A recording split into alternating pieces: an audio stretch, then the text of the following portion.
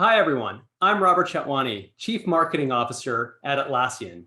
Welcome to the next set of our ITSM World Tour, Customers Unplugged.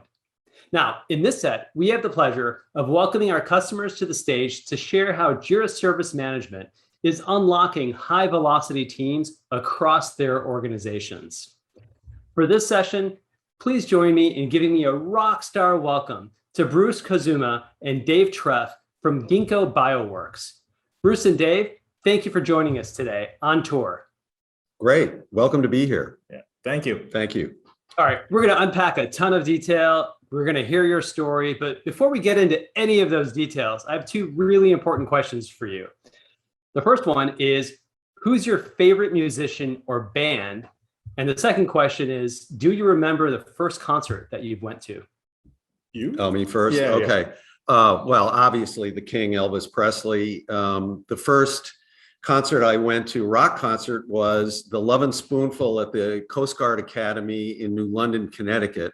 Although I did go see the pianist Ivan Davis at Carnegie Hall several years before that. Yeah. My favorite band actually is the Boston Symphony Orchestra, and that was one of the first concerts I went to. I'm fortunate enough, non-pandemic times, to actually sing in the chorus for the Boston Symphony Orchestra. So that's my home orchestra. It's great fun. Oh, that is epic. Well, both great responses and answers, and quite different from each other. So I love that. But hey, you're a team. So let's learn a little bit more. I'm going to start by really big picture asking you about Gingko Bioworks. I had a chance to learn a little bit about the company, and you guys are doing some incredibly innovative work. To me, it sounds a little bit like science fiction. Help educate us. Most of our audience may not have heard of the field that you guys are in, and I think it's extraordinarily fascinating. Tell us about the company. Gingko Bioworks was founded in 2008, 2009 by four recent MIT PhDs and their professor, Tom Knight, who was already a famous computer engineer from way back, who decided, hey, maybe we can program DNA like we program computers. So he started it, and between him and George Church at Harvard, they invented the concept of synthetic biology. At Gingko, the way that works is this. A paint company, one of their scientists says that they can get rid of a really nasty chemical that they use to make paint that's sourced from petroleum. Mm-hmm. It's brewed from yeast, but they can't do it because they're not synthetic biologists. So they come to us and we say, yeah, we can do that. And so what we do is with artificial intelligence, we figure out how we can make a yeast. If we change the DNA, so put new DNA in that yeast, when we feed it air and sugar and water, instead of producing beer, it will produce paint. And so we do that for cannabinoids, there's building products, there's creams and lotions, cosmetics, food, on and on. Well, that is incredible. And I was going to say maybe the elephant in the room, but more appropriately, the dinosaur in the room probably indicates to us that this has relevance well beyond just some of those early examples that you shared with us. But the idea of programming DNA to create substances that can advance capabilities across so many industries is fascinating. Naturally, my next question is, okay, you're on the frontier of science. What's your guys' role, both of you, in helping to bring this to life, this incredible technology to life? All right, well, I am the head of digital operations, which means I'm like the CIO-ish. Okay. So it's, all the IT, the help desk, the networks, the blah, blah, blah, blah, blah, blah, blah. Yeah, I'm a product manager, and I do what Dave needs. I conceive of the products and services that digital operations has as discrete products. One of those examples being enterprise service management, which we'll get more into as we talk. Yep. Got it. Okay, so you guys have scaled incredibly. Obviously, the company has gone through incredible amounts of change. You are providing the capabilities for transformation. Let's jump into service management. Bruce, you mentioned it earlier. Why did you guys need a service management solution? What are some of the challenges or opportunities that you're trying to solve for? Yeah, there's something called Knight's Law, which is actually, David mentioned him earlier, Tom Knight, one of our founders. He observed after a couple of years of watching Gingko Biotech and having it grow, Gingko Bioworks, sorry, and having it grow, is that we could triple our output and cut our cost in half every year. We actually do that. Right. We triple our output no matter how it's measured. So whether it's strain tests or DNA that we order or whatever, we triple our output every year, and we cut the cost per strain in half. So cost per strain used to be like thousands of dollars. Mm-hmm. Right now it's $11, and we're going to cut that in half next year. Yeah. And in terms of service management, how has service management played a role to also drive process improvements or to connect teams across the company? Maybe give us some examples of the types of teams that are using Jira Service Management to kind of advance this ability for your company to get work done. Yeah, so we started looking at service management when I got here, and I noticed immediately that we had two separate tools for service management. There was the software teams and like the DevOps team that he also manages, all using Jira software because they're essentially developing software, so that's the right tool. The operations teams were using Freshservice, and so if there was a ticket in one queue in one system, the other people may not see it, because they're used to keeping their eye on the sprints and looking at their Jira queues. So we took a look around at the marketplace and said, we really should just be on one platform. We should just be on Jira Service Management. It just changed its name from Service Desk. And we put it in specifically for the help desk. And launched that. We went through a great process. We found a great partner for that. We launched that process, and within days, we had other teams coming to us and said, hey, I need to manage my requests in the same way you guys are. Wow. Right. Well, yeah, the thing to know about Gingko is we are really a collection of services. There's like 20 different services in the lab: sequencing, high throughput screening, proteomics, protein, blah, blah. They all, depending upon the customer, they are all using each other's services. And, all my stuff is services. All, Bruce's team is all services. And so it was very obvious to people that what we were putting up for the help desk could help them, because there's so many bottlenecks when you have, obviously, when you have 20 different services, and then there's finance and legal, and everybody needs some way to manage it, because we can't grow the business by hiring people. Yeah. We run incredibly lean, so we automate the crap out of everything, basically. Yeah. Well, it sounds like you started with one team, and then rather than push, there was this pull that actually drew you across the organization. Yeah. Very much a build it, and we didn't have to wait for them to come. They were there immediately, like that, please, now. So we have groups like environmental health and safety now is using it as well. We have lab operations teams who have to keep all these labs working, are now using it. We have automation teams. Dave talked about people who build robots. So that's the team who builds the robots. They're using it.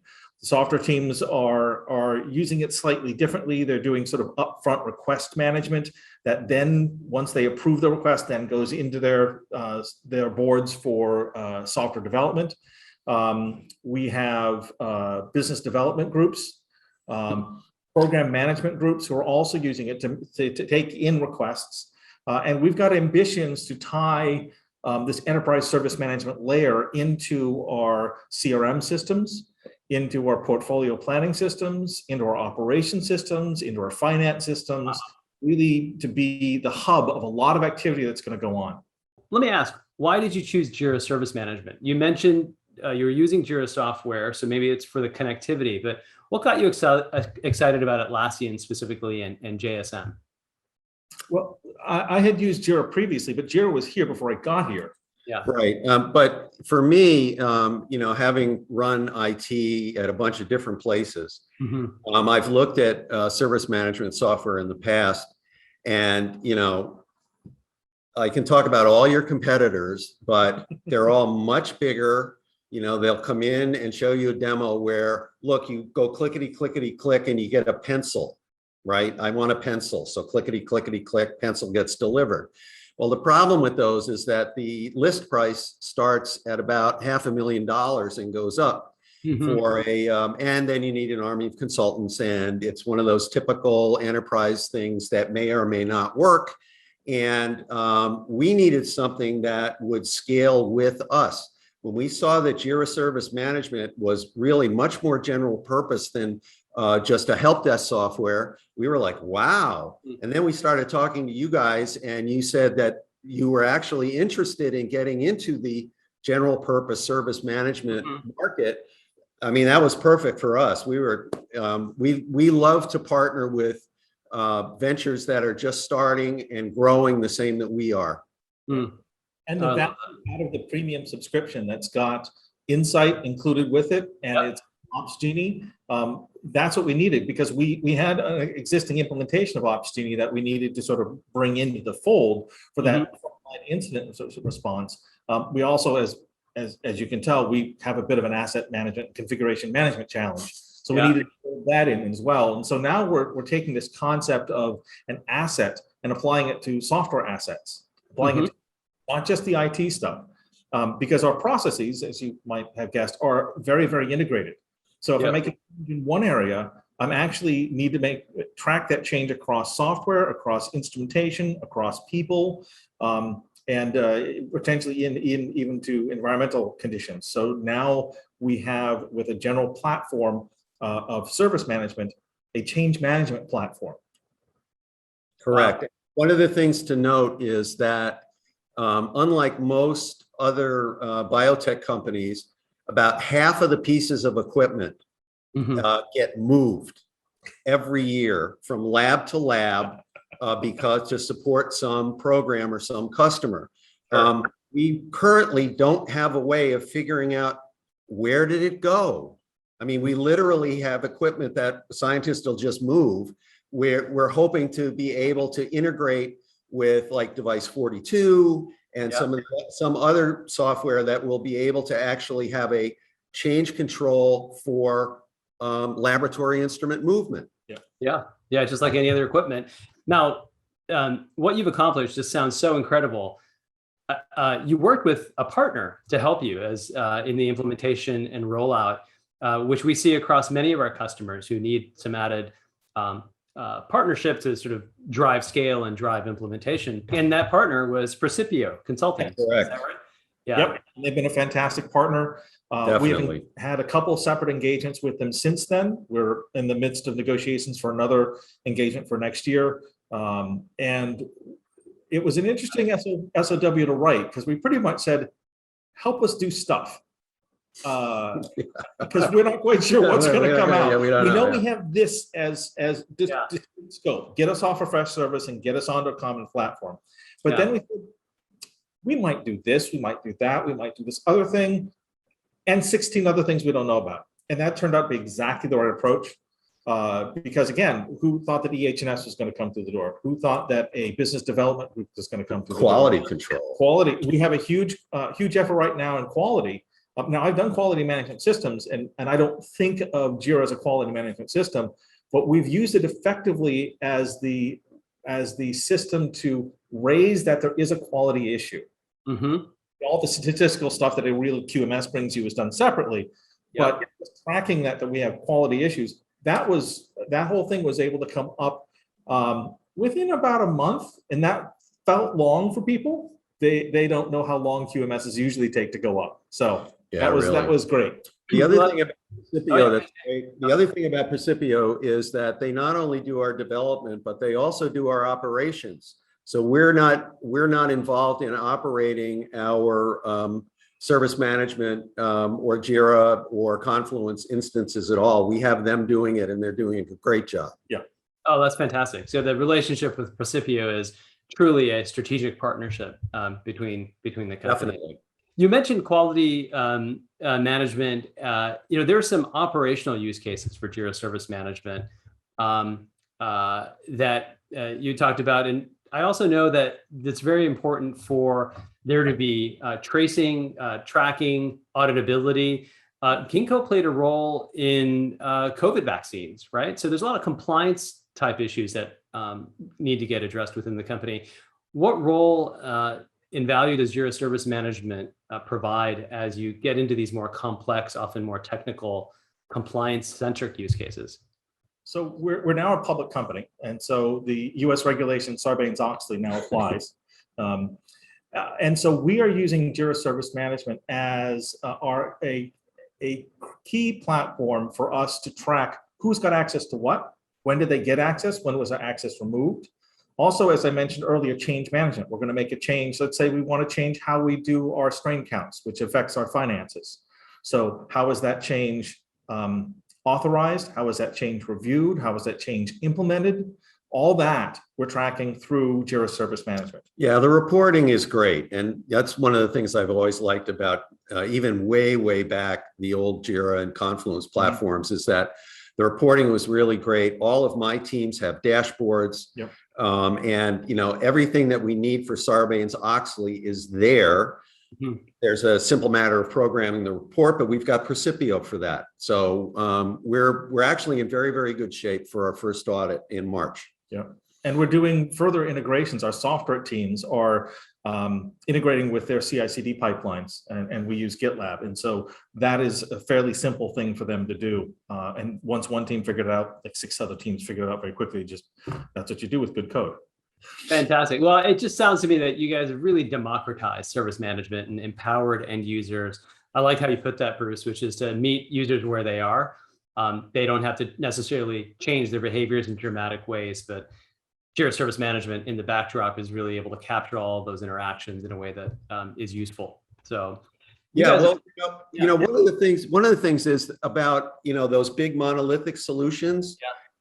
The service management solutions that come from the different big guys, you have to change your business in order to use them, right? We're not changing our business to use Jira Service Management. We're bringing it right in, plugging it right in where we live and using it. That's really different from the rest of the products on the market. I love that, which is we adapt to you. We don't force you to adapt to the software. Right. Bruce and Dave, thank you so much for sharing with us not only the story of Gingko Bioworks and how the company is scaling, but how you've deployed Jira Service Management throughout the organization to unleash the potential of teams throughout your company. Really appreciate you spending time with us today. Oh, no problem. This was fun. Thank you for having us. Thank you very much. Absolutely.